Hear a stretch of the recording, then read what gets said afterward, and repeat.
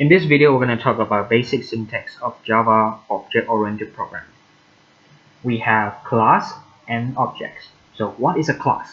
A class is an entity that determines how an object will behave and what the object will contain. In other words, it is a blueprint or a set of instructions to build a specific type of object. And this is the syntax.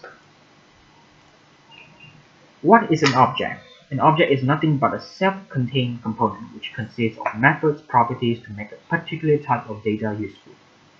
From a programming point of view, an object can be a data structure, variable, or function. This is the syntax of an object.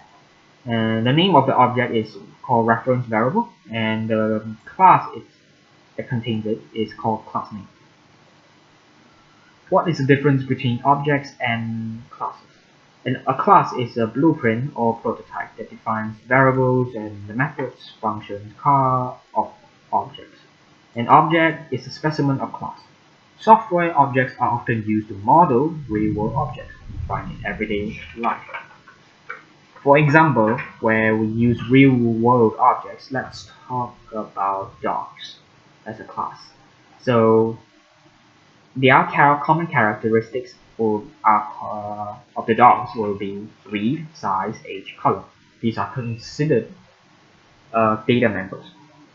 As for the common actions of dogs, there are 4 of them and more, but 4 of them will do.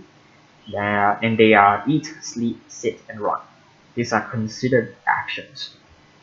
Now we have identified all 3 types of them. Class, which is dogs, data members, objects, and lastly methods. This is a diagram that can clarify your understanding of what we have to talk about. Now this is an overview of the objects, class, methods. As you can see, we have 3 different dogs, which means 3 different objects.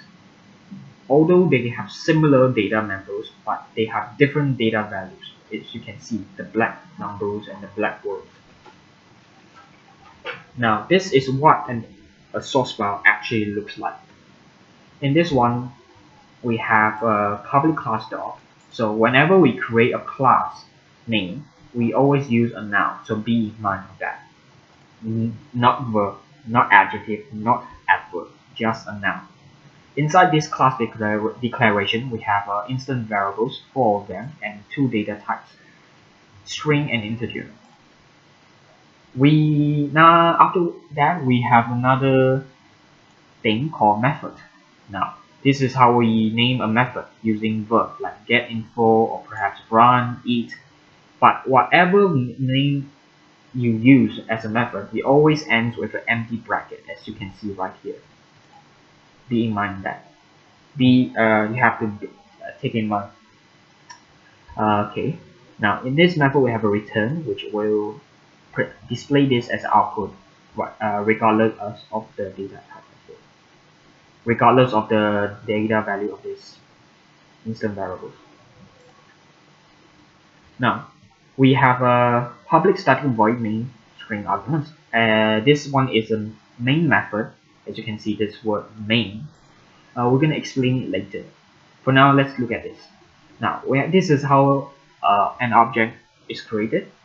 This is the name of this object is called Maltese, if I pronounce it correctly.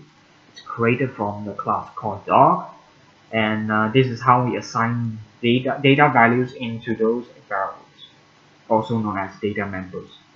After that, we can finally display it as output using the methods called getInfo. And this is how the output will look like. Now this one is slightly different because there's another class called execute.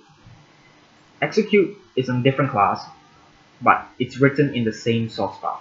You can also separate into a different source file, but in the same project, and that will be able to enable the Java runtime to execute the program, the source file.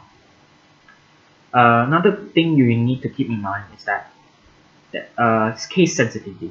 In Java OP, we always need to make sure that the word, like for example breed, an instance variable, it's small b.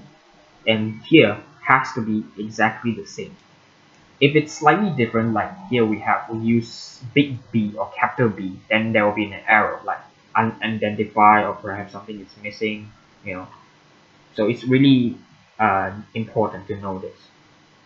Another thing to keep in mind is that when after running a file, perhaps after finishing encoding a source file, we need to save it, right? And when we save it, we always type the name of the file exactly the same as the public class file. So in this case, we can be either execute or no execute. Yeah. When we save a file like this, we have to use the word public, the public class name. So it has to be execute exactly big E dot Java. So that's the name of your file name. It has to be the same, otherwise there'll be an error. Okay.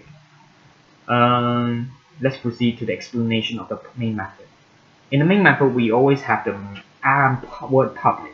It's an access modifier which allows the Java runtime to execute the method. Otherwise, it will create an error that will be shown like this. Now, another thing is called static. When we have the word static, we don't exactly need to create an object. But of course, you can still create an object. But what happens is that when you miss out the word static and you don't create an object, this is what happens. Okay? So be in mind that whenever you use the word static, then you don't need to create an object. Now the another thing is called void. Void basically tells you that when there's void, there's no need to type return. But if there's no void, then you have to type the word, or maybe not type the word return. But in this case, we have a void and we have type return within it, and we create an error like here. So in other words, there's void, there's no return.